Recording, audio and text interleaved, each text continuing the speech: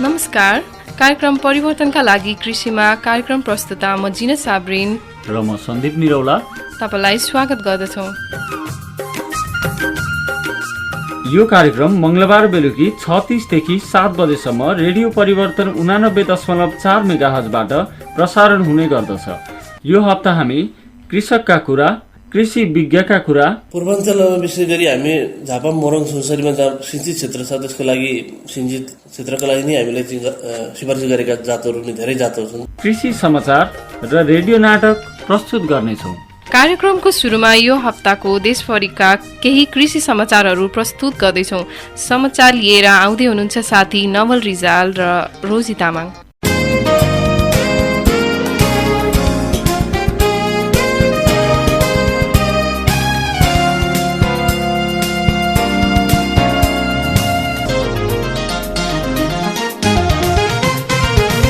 नमस्कार, कृषि समाचारमा यहाँहरूलाई स्वागत छ। म रोजी तामाङ।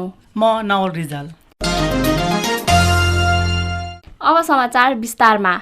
पूर्वाञ्चलमा असारको तेस्रो साता सकिएर चौथो साता लाग्दासम्ममा 22% धान रोपाई सम्पन्न भएको छ। गत वर्ष उक्त अवधिमा 20% रोपाई मात्र सम्पन्न भएको थियो। यस वर्ष समयमै वर्षाका साथै कृषि सामग्री कम्पनी र साल ट्रेडिङ लिमिटेडले पर्याप्त मलको व्यवस्था गरेकोले रोपाईमा वृद्धि भएको हो। यस क्षेत्रमा मोरङमा 30% रोपाई सम्पन्न भएको छ। जिल्लाको 78,000 हेक्टर जग्गामध्ये 23,400 हेक्टर जग्गामा रोपाई सम्पन्न भएको पूर्वाञ्चल क्षेत्रीय कृषि निर्देशनालय विराटनगरले जनाएको छ।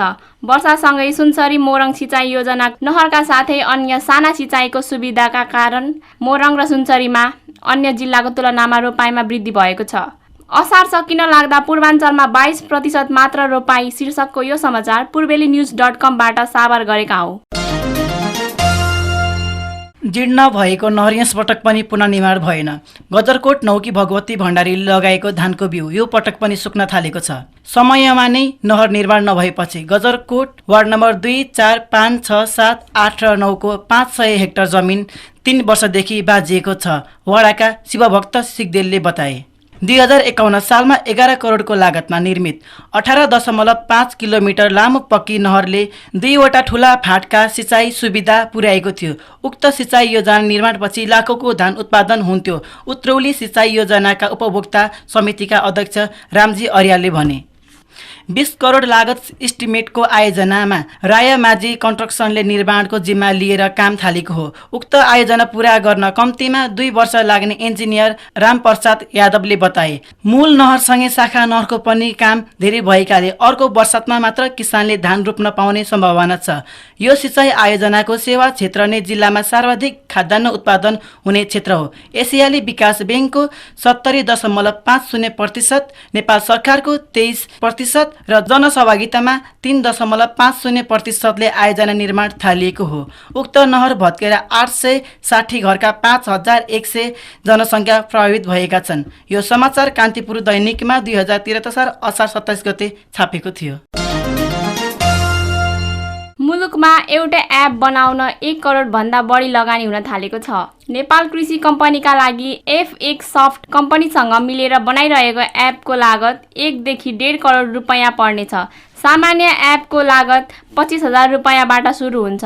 यन्त्रीकरण मार्फत खेतीको लागत घटाउने र आधुनिक तौर तरिका प्रयोग गरी मोरङ सुनसरीमा जमिनको उत्पादकत्व बढाउने अभियानमा लागेका बुद्ध एयरका प्रबन्ध निर्देशक वीरेन्द्र बहादुर बस्नेतले काठमाडौँमै बसेर कार्यक्रमको सुपरिवेक्षण गर्न सक्ने हुन एप बनाउन लगाएका हुन्। मोरङ र सुनसरीमा 50,000 बिगामा आधुनिक प्रविधिको प्रयोग गरी धान बालीमा उत्पादकत्व बढाउन निर्माणाधीन यो एप मार्फत खेतीको व्यवस्थापन गरिनेछ। खेतीमा जोत्न, धान रोप्न, काट्न र व्यवस्थापनका लागि प्रयोग गरिने मेसिनलाई सञ्चालन गर्न, कन्ट्रोल गर्न र मेसिनको अवस्थाबारे जानकारी लिन एप प्रयोग हुनेछ। एउटै एप करोड रुपैयाँको भन्ने शीर्षकको यो समाचार अन्नपूर्ण पोस्टबाट लिएका हौँ। त्यस्तै अर्को समाचार लिएर आएको छु। कमर्सल तथा अवैध पैठारी भएकाले भारतीय जातका धानको बिउ सीमा क्षेत्रबाट विस्थापित हुन थालेको छ। सीमा आसपासका थुप्रै किसानहरूले भारतीय बिउको विकल्पमा यसपालि नेपाली बिउको बेर्ना तयार गरी धान रोपाई गर्दैछन्। यसअघि बजारमा छ्यापछ्याप्ती पाउने भारतीय बिउ किसानहरूले रोप्दै आएका थिए। त्यस्ता बिउ विस्थापित गराउन यस वर्ष कृषि विकास कार्यालयले सीमा तथा भित्री गाउँका 9वटा गाविसमा 20 टन जीविसले 3वटा गाविसमा 78 क्विन्टल कृषि विकास समाज कचरुवा तथा लिमिटेड बोर्डले 5वटा गाविसमा संयुक्त रूपमा 1 टन बिउ उपलब्ध गराएको छ।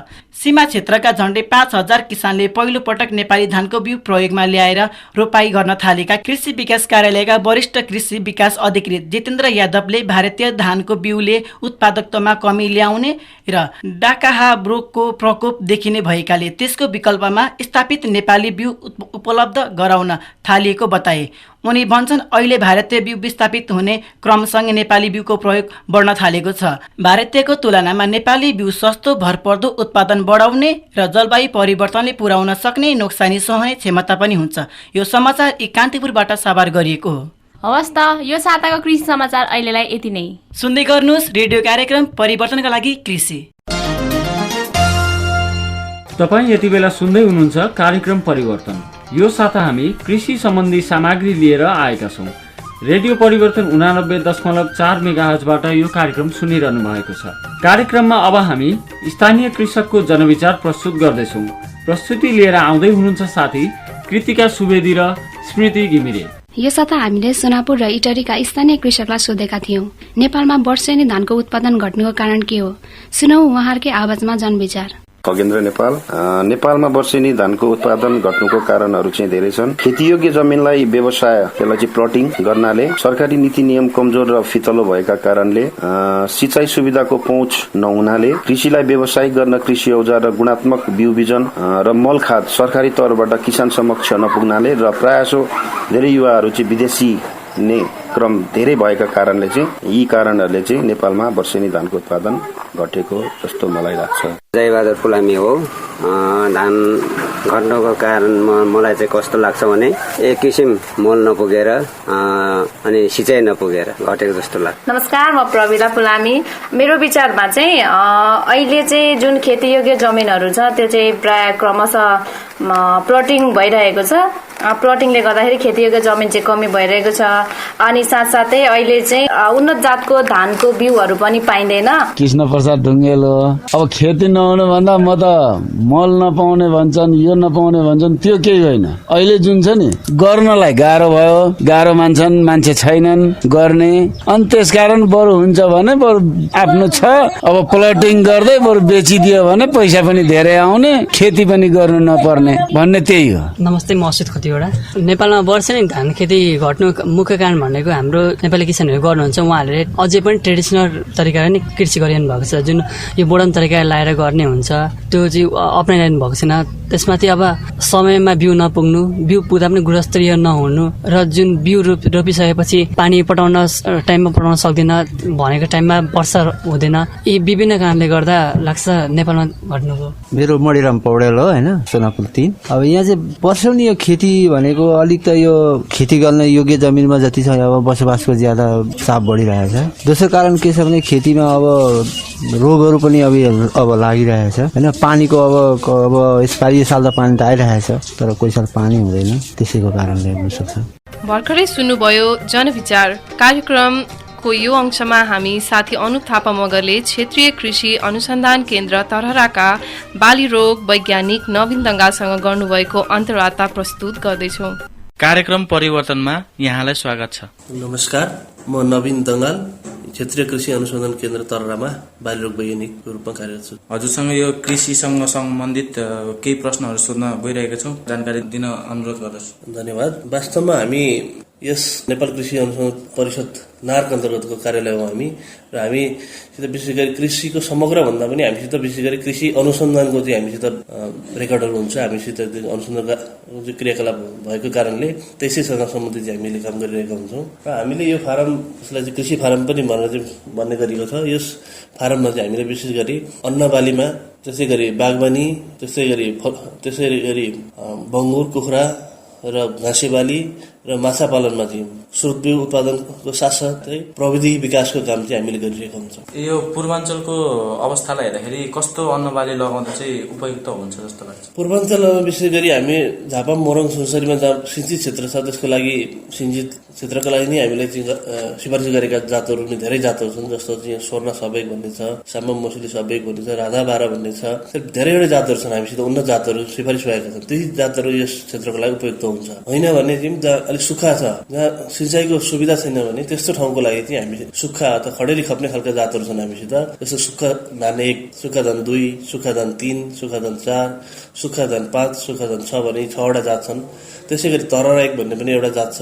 त्यसै गरी हर्दीनाथ 1 भन्ने पनि जातहरू छन्। यी यस्ता जातहरूले चाहिँ हामीलाई थोरै पानी भयो भने फल्छन् र खडेरीमा पनि यसले चाहिँ हुँदा पनि पुरै नबिग्रिकन उत्पादन दिन सक्ने खाले यस्ता जातहरू छन्। त्यस कारणले जस्तो सिरा सप्तरी यस्ता हामीसित अलिक बढी खडेरीसित प्रभावित ठाउँहरू छन्, त्यस्ता ठाउँहरूमा उदयपुरका पनि विभिन्न सिँचाइ नभएको ठाउँमा यी जातहरू उपयुक्त देखिन्छ। तर हामीले पहिलेदेखि लगाइरहेका जुन मसुली भन्ने जातहरू छ, झान्सी मसुलीहरू, यिनीहरू चाहिँ रोगमा एकदमै ससेप्टेबल भएको छ र रोग बढी लाग्ने भएको कारणले यी जातहरू चाहिँ अब कृषकको लेभलबाट पनि घट्दै गएको छ भने साथसाथै अहिले हामीले पनि अनुसन्धान तर्फबाट पनि यसलाई चाहिँ अब उत्पादन नगर्ने भनेर डिस्करेज गर्दै गरेको अवस्था छ, ताकि यो रोग रह्यो भने यसले लामो समयसम्म चाहिँ उत्पादनमा ठूलो क्षति पुर्याउँदै गयो। कृषकहरूले कस्तो खालको धान लगाउँदा उपयुक्त हुन्छ जस्तो लाग्छ? धेरै ठाउँमा त पुरानो जातहरू छन् किसानहरूसित, होइन, त्यस्तै बिउ वर्षौंदेखि आफैले राख्दै राख्दै त्यसमा चाहिँ मिक्स भएर आएका छन् भने कम्तीमा उहाँहरूले चाहिँ उन्नत जातहरूको बिउको प्रयोग गर्दाखेरि धेरै उत्पादन हुन्छ। जस्तो विभिन्न अनुसन्धानले पनि देखाएको छ 15देखि 20%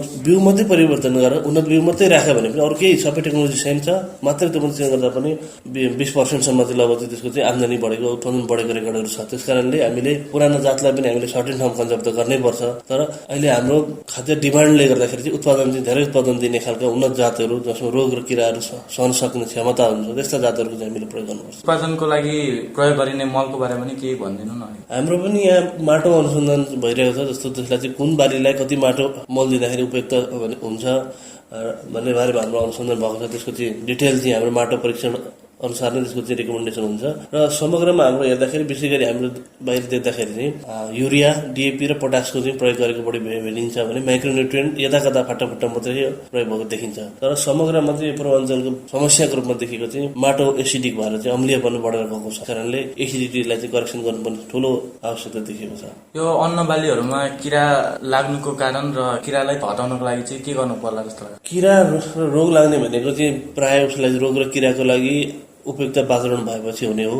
त्यसकारणले र सँगसँगै अहिले हामीसित केही पुराना रोगहरू थियो होला, किराहरू थियो, सँगसँगै अहिले विदेशबाट पनि बिउहरू आउँदाखेरि सँगसँगै केही चाहिँ इम्पोर्ट भएर पनि बिउ आइरहेको हुन्छन्, जहाँ क्वारेन्टाइनबाट मिक्स भएर आएका हुन्छन्, त्यस्तो नयाँ पनि आइरहेको हुन्छन् भने हाम्रो चाहिँ धेरै ठाउँमा जब व्यावसायिक खेती सुरु भइरहेको छ त्यो ठाउँमा एउटै बाली लगातार प्रयोग भइरहेको छ अथवा चाहिँ एक सिजन बिराएर भइरहेको, त्यो अवस्थामा चाहिँ रोग र किराको जीवाणुहरूको पपुलेसन बढ्छ र त्यसको चाहिँ संख्या बढेपछि बिस्तारै त्यसले चाहिँ पहिला थोरैले त थोरै पनि क्षति गरेको छ हामीले याद गरेको हुँदैन, तर जब पपुलेसन बढ्छ त्यसले थोरै खाँदा पनि धेरै खाइदिन्छ अथवा धेरै ड्यामेज गर्छ। त्यस कारणले यसरी रोग र किराको प्रकोपहरू जहाँ मोनोकल्चर अथवा के भने एकै खालको चाहिँ बाली प्रणाली प्रयोग भइरहेको छ। तरकारीमा हेऱ्यौँ भने आलु हुन्छ, त्यसपछि टमाटर होला, भन्टा होला, एकै खालको त्यो चाहिँ एउटै फ्यामिलीका हुन्छ, जति पनि एउटै परिवारका चाहिँ तरकारी हुन्छ। त्यस्तो चाहिँ भयो भने त्यसमा चाहिँ माटोमा पनि अनि बाहिर पनि रोग र किराको चाहिँ सङ्ख्या बढेर गइरहन्छ र त्यसले समस्या गरिरहन्छ। अनि यसलाई निराकरण गर्नको लागि चाहिँ के गर्नु पर्ला? निराकरणको लागि त धेरैवटा प्रविधिहरूको प्रयोग गर्नुपर्छ। हामीले सुन्नुभएको होला एकीकृत बाली संरक्षण प्रविधि भन्छ, जसलाई आइपिएम पनि भन्छ सर्टकरीमा। त्यसको लागि चाहिँ एउटा मात्रै जस्तो चाहिँ अब विभिन्न जस्तो विषादीको प्रयोग पनि छ, त्यसमा जैविक विषादीको प्रयोग पनि गर्न सकिन्छ, होइन, बाली चक्र अपनाउने, त्यसै गरी कल्चरल मेथड भनेको जस्तो चाहिँ बाली प्रणालीमा सुधार ल्याउने, फिजिकल मेथड भन्छ जुन चाहिँ भौतिक उसमा चाहिँ त्यसरी रोग र किरा लागेको भागलाई हटाउने, होइन, डढाउने, सफा गरिदिने, यस्ता विभिन्न प्रविधिहरू छन्। तर एउटा मात्रै प्रविधि प्रयोग गर्दाखेरि चाहिँ रोग र किराहरू नियन्त्रण हुँदैनन्। त्यसको लागि चाहिँ हामीले समग्रमा सुरुदेखि अन्तिमसम्म हरेक स्टेपमा चाहिँ विभिन्न प्रविधिहरूलाई चाहिँ एकीकृत रूपमा प्रयोग गर्नुपर्छ। त्यो गर्यो भने मात्रै त्यसलाई हामी व्यवस्थापन गर्न सक्छौँ, होइन भने रासायनिक विषादी मात्रै गरेर चाहिँ हामीसित हुँदैन, किनभने केही कन्ट्रोल भए जस्तो देखिन्छ तर अर्को साल झन् बढेर आउँछ। त्यस कारणले हामीले एकीकृत बाली संरक्षण प्रविधिको प्रयोग गर्नुपर्छ। यो अन्नबालीमा जुन यो रासायनिक मल र अर्ग्यानिक मल भन्ने हुन्छ नि, यसलाई कसरी लगाउँदा चाहिँ ठिक होला? राम्रो त अर्ग्यानिक मलको प्रयोग गर्नु राम्रो हो, होइन, तर त्यही उत्पादन लिनको लागि हामीलाई विशेष गरी अन्न बालीमा चाहिँ धेरै नाइट्रोजन, फस्फरस र पोटासियम मात्र चाहिन्छ। त्यो चाहिँ हामीलाई रासायनिक मलबाट हुँदाखेरि थोरै एमाउन्टले त्यसलाई पुर्याउँछ। त्यही कुरालाई चाहिँ त्यति नै एमाउन्टको चाहिँ दिनको लागि चाहिँ त्यो अर्ग्यानिकबाट धेरै ठुलो एमाउन्टको दिनुपर्छ। त्यसले गर्दाखेरि इकोनोमिकल्ली चाहिँ गाह्रो हुन्छ पुर्याउनको लागि। त्यसले गर्दा तरकारीमा ठिकै छ, अन्न बालीमा चाहिँ हामीलाई अर्ग्यानिक गर्दाखेरि अर्ग्यानिक गर्दा त राम्रो छ, तर अलिक पुर्याउन चाहिँ गाह्रो पर्छ। अन्त्यमा के भन्न चाहनुहुन्छ? अन्त्यमा भन्ने त के भन्ने, समग्रमा अब हामीले चाहिँ खेती गर्नु पर्यो, उन्नत प्रविधि प्रयोग गर्नु पर्यो र कृषकहरूले पनि प्रविधि प्रयोग गर्नलाई कम्तीमा प्राविधिकहरूसित सल्लाह लिने बानी गर्नु पर्यो। होइन भने एग्रोभेटमा मात्रै गएर प्रयोग गर्दाखेरि उहाँहरूको चाहिँ प्रयोग गरेका बिउ पनि गलत हुन सक्छन्, कहिलेकाहीँ विषयदेखिको मिसयुज भइरहेको हुनसक्छ। त्यसले गर्दा कम्तीमा चाहिँ प्राविधिकहरूसित, जस्तो जिल्ला कृषि विकास कार्यालयमा पनि हुनुहुन्छ प्राविधिकहरू, सेवा केन्द्रमा हुनुहुन्छ, त्यहाँ भएन भने जसरी हामी अनुसन्धानमा जुन वैज्ञानिकहरू छौँ उहाँहरूले प्राविधिकहरूसित सल्लाह लिने बानी गर्नु भने खेर जाने पनि कन्ट्रोल हुनसक्छ र हामीलाई चाहिँ धेरै कुराहरूबाट चाहिँ उत्पादनको लागि प्रोडक्टिभिटी बढाउने हामीसित उपायहरू, प्रविधिहरू पनि उहाँले पाउन सक्नुहुन्छ। हुन्छ, धन्यवाद। तपाईँ अहिले कार्यक्रम परिवर्तन सुन्दै हुनुहुन्छ। आजको साता हामीले परिवर्तनका लागि कृषि सम्बन्धी सामग्री प्रस्तुत गर्दैछौँ। यो प्रस्तुति तयार पारिएको छ इटहरी नमुना कलेज आम सञ्चार तेस्रो वर्ष अध्ययनरत विद्यार्थीहरूबाट। कार्यक्रममा अब भने पालो भएको छ छोटो व्यापारिक विश्रामको। सुन्दै गर्नुहोला रेडियो परिवर्तन 89.4 मेगाहर्ज। राष्ट्र निर्माणको सहयात्री रेडियो परिवर्तन 89.4 मेगाहर्ज। इटहरीको पहिचान, इटहरीको गौरव, जुझारू र सशक्त व्यक्तिहरूको समूहद्वारा सञ्चालित ग्रीन पीस नमुना कलेज इटहरी सुनसरीमा भर्ना खुल्यो। शैक्षिक सत्र 2073 का लागि कक्षा 11 मा साइन्स, म्यानेजमेन्ट, होटल म्यानेजमेन्ट र कम्प्युटर साइन्समा नयाँ भर्नाका लागि आवेदन फारम धमाधम वितरण भइरहेको छ। हाम्रा विशेषताहरू अनुभवी तथा दक्ष एसोसिएट प्रोफेसरद्वारा अध्यापन गराइने, प्र्याक्टिकलको लागि उत्कृष्ट ल्याबको व्यवस्था भएको, अत्याधुनिक प्रविधिको प्रयोग सहित अध्यापन गराइने, विशेष छात्रवृत्तिको व्यवस्था गरिएको, HSEB परीक्षामा उत्कृष्ट नतिजा ल्याउन सफल, होटल म्यानेजमेन्टमा उत्कृष्ट अध्यापन सहित 100% जब प्लेसमेन्टको व्यवस्था भएको, कमजोर विद्यार्थीहरूका लागि विशेष कक्षाको व्यवस्था गरिएको, बेलबारी, इनरुवा, तरहरा तथा दुहबीसम्म यातायातको सुविधा भएको। सम्पर्क ग्रीन पीस नमुना college Itahari Sunsari. Phone number 025 586 701 588 202 587 379। Mobile number 98 520 59 937 98 420 37 035। पलहरू झन् रमाइलो, मिठो मिठो स्वादिलो, माया गाँसिन्छ, दूरी मेटिन्छ, मिठो बास्नाले यो मन रमाउँछ। ज्ञान बासमती प्रिमियम राइसको स्वादिलो जादुमा लुकेको मिठो बास्नाले पुरै परिवारलाई एकसाथ बाँधेर राख्छ। ज्ञान बासमती प्रिमियम राइस गेलदुगर समूहको उत्कृष्ट उत्पादन। मोटरसाइकल बिग्रियो केही छैन, नवीन मोटरसाइकल वर्कसप छँदैछ। यहाँ सम्पूर्ण प्रकारका मोटरसाइकलहरू सर्भिसिङ तथा मर्मत सुपथ मूल्यमा गरिन्छ। प्रोप्राइटर नवीन चौधरी, नवीन मोटरसाइकल वर्कसप, लबिपुर चोक, सुनसरी। मोबाइल 9811 032 589। चंदा, अहाँ के चेहरा एतेक चेंज, कोन क्रीम लगाबै छियै? नहीं यो, हम तो श्रीखंड साबुन लगेलौ, तै एते सुंदर लागै छी। आय हमर सुंदरता के राज श्रीखंड साबुन छी। मुंह में भेल छाह, कारी दाग, बड़र, फौंसरी, रिंकल सब समस्या के समाधान, घा घोस आ दाग के लेल लाभदायक बॉडी वॉश आ चमक परिवर्तन एके हफ्ता में। श्रीखंड चंदन से उत्पादित श्रीखंड आयुर्वेदिक साबुन संपूर्ण कॉस्मेटिक दुकान सब में आ दवाई दुकान सब में सर्वत्र उपलब्ध अछि। संगे माथ के चाया, गर्मी में एलर्जी आ घमौरा हटेला के बाद शीतलता के साथ स्फूर्ति के लेल श्रीखंड चिउरी नीम आ गोरापन के लेल श्रीखंड के पपैया साबुन बाजार में सर्वत्र उपलब्ध है। संगे गर्मी के लेल अति उपयोगी श्रीखंड के रातो च्यौ साबुन आ श्रीखंड के सुन्तला साबुन बाजार में सर्वत्र उपलब्ध है। संपर्क सुजन शर्मा 98 426 97 878 र 98 037 69 493। पोल्ट्री सूचना। पूर्वाञ्चलकै पहिलो अत्याधुनिक प्रविधिबाट उत्पादित कप 500 जातका ब्रोइलर सल्लाहहरू, आयातित फिडर, ड्रिङ्कर ग्यास ब्रुडर भ्याक्सिनहरू र पोल्ट्री चुना होलसेल मूल्यमा उपलब्ध छ। हजुर, न्यूनतम लगानी उच्चतम आम्दानी। सत्यसाई हाचरी प्राली इटहरी 20 पकली सुनसरी। सम्पर्क फोन 025 583 441 582 841। सुन्नुहोस् न, छोरीको बिहे नजिकै आइसक्यो, गहना बनाउनु पर्दैन? ल, तिमीलाई मात्र हुन्छ छोरीको चिन्ता। मैले हिजै न्यू सगरमाथा ज्वेलरी हाउसमा बनाउन दिइसकेँ। ए, न्यू सगरमाथा ज्वेलरी हाउसमा? त्यसो भए त म ढुक्क भएँ। हजुर, सुन चाँदीका नयाँ र आकर्षक डिजाइनका गरगहना पाउनुका साथै अर्डर बमोजिम भने जस्तो गहना ग्यारेन्टीका साथ बनाउन परेमा सम्झनुहोस्। New Sagarmatha jewellery house, golden Chowk, Biratnagar line, Itahari. 98 520 48 151 025 583 018। सुन चाँदीमा शुद्धता हाम्रो प्रतिबद्धता। काठमाडौँ, जनकपुर र विराटनगरका वरिष्ठ विशेषज्ञ डाक्टरहरू अब इटहरीकै पञ्चकोशी हेल्थ सर्भिस सेन्टरमा। डाक्टर शशि शर्मा रिजाल, वरिष्ठ फिजिसियन, प्रत्येक दिन दिउँसो 2 बजेदेखि। डाक्टर अनुप पोखरेल, वरिष्ठ हार्जोनी तथा नसारोग विशेषज्ञ, प्रत्येक दिन बिहान 9 बजेदेखि। डाक्टर निर्जला अर्याल, वरिष्ठ बाल रोग विशेषज्ञ, प्रत्येक दिन बेलुका 4 बजे। डाक्टर निरज खड्का, वरिष्ठ छाला यौन तथा कुष्ठरोग विशेषज्ञ, प्रत्येक दिन बिहान 9 बजेदेखि। अन्य सेवाहरू: फिजिसियन डाक्टरबाट ओपीडी सेवा, हार्ट जोर्नी, नसारोग तथा बाल रोग सम्बन्धी विशेषज्ञ सेवा, छाला यौन तथा कुष्ठरोग सम्बन्धी विशेषज्ञ सेवा, थाइराइड तथा हार्मोन टेस्ट सहितको प्रयोगशाला सेवा, अत्याधुनिक प्रविधिद्वारा डिजिटल एक्सरे सेवा, भिडियो एक्सरे सेवा, मुटुको इसिजी सेवा, प्लास्टर तथा ड्रेसिङ सेवा, नेबुलाइजर सेवा। सम्पर्क पञ्चकोशी हेल्थ सर्भिस सेन्टर, फुलबारी मार्केट, इटहरी 1 सुनसरी। फोन 025 583 774 025 583 774। एलिना, कहाँ पुगेर आयो यस्तो घाममा? ए स्मृति पु, गाविस गएर आएको हेर न, पासपोर्टको लागि सिफारिस लिएर। लौ, के भन्छ? कक्षा 10 1 वर्ष सकियो, किन जानु अहिले नै विदेश? अब के गर्नु त, ग्रेड पनि राम्रो छैन, फेरि यहाँ बसेर के नि पो हुन्छ र। देशको हालत नि यस्तो छ, जहिले बन्द र हडताल, रोजगारको अवसर पनि त छैन नि, त्यही भएर विदेश जान लागेको। अनि तिमी कहाँ जान लागेको? म कृषि कार्यालयतिर हिँडेको, कृषि विज्ञसँग कृषि प्रविधि बारे केही सल्लाह लिनलाई। म आधुनिक कृषि गर्ने तर्फमा छु। के गर्नु, खेतीपाती यत्रो वर्ष खेत खनेकै हो, गोबर सोरेकै हो, फेरि कृषि गरेर कहाँ पैसा कमाइन्छ त? हेर साथी, अब जमाना भनेको पहिलो जस्तो भएन। उन्नत जातका बिउ पशुपालनहरू गरेर मानिसले राम्रोसँग आम्दानी गरेका छन्।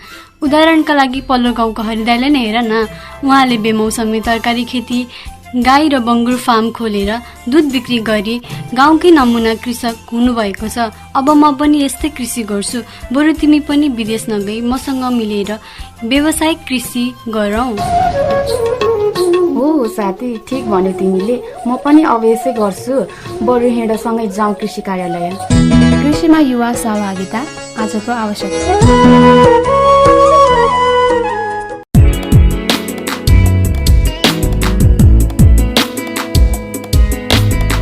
तपाईँ सुन्दै हुनुहुन्छ राष्ट्र निर्माणको सहयात्री रेडियो परिवर्तन 89.4 मेगाहर्ज।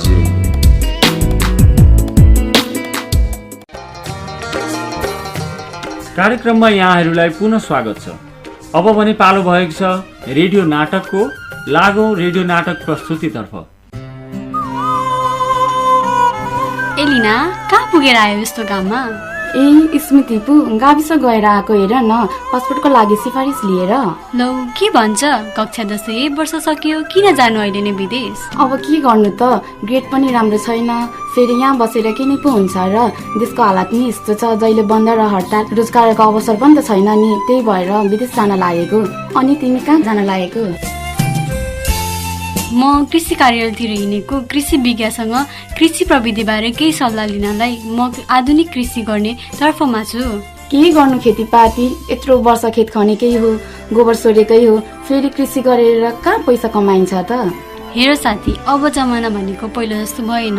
उन्नत जातका बिउ पशुपालनहरू गरेर मानिसले राम्रोसँग आम्दानी गरेका छन्। उदाहरणका लागि पल्लो गाउँको हरिदाईलाई नै हेर न, उहाँले बेमौसमी तरकारी खेती, गाई र बङ्गुर फार्म खोलेर दुध बिक्री गरी गाउँकै नमुना कृषक हुनुभएको छ। अब म पनि यस्तै कृषि गर्छु, बरु तिमी पनि विदेश नगई मसँग मिलेर व्यावसायिक कृषि गरौँ। हो साथी, ठिक भन्यो तिमीले, म पनि अब यसै गर्छु, बरु हिँडसँगै जाउँ कृषि कार्यालय। यस नाटकका कलाकार साथीहरू हुनुहुन्थ्यो स्मृति घिमिरे र एलिना राई। कार्यक्रमको लागि आजको निर्धारित समय सकिन लागेको छ। आजको प्रस्तुति इटरी नमुना कलेज आम सञ्चार तेस्रो वर्षमा अध्ययनरत विद्यार्थीहरूद्वारा तयार पारिएको हो। यो कार्यक्रम तयार पार्न सहयोग गर्नुहुने इटरी नमुना कलेजका शिक्षक शिक्षिका र साथीहरूलाई धन्यवाद। परिवर्तन एफएमका प्रबन्ध निर्देशक राजेन्द्र रिजाललाई विशेष धन्यवाद दिँदै अर्को साता निजी तथा सामुदायिक विद्यालयको पढाइको गुणस्तरीयताको बारेमा तयार पारिएको रेडियो कार्यक्रम परिवर्तन लिएर साथीहरू आउनुहुनेछ। प्राविधिक सहयोगी गंगा र निरजलाई धन्यवाद भन्दै म जिनत साब्रिन र म सन्दीप निरौला बिदा माग्न चाहन्छौ। शुभ सन्ध्या। सन्ध्या।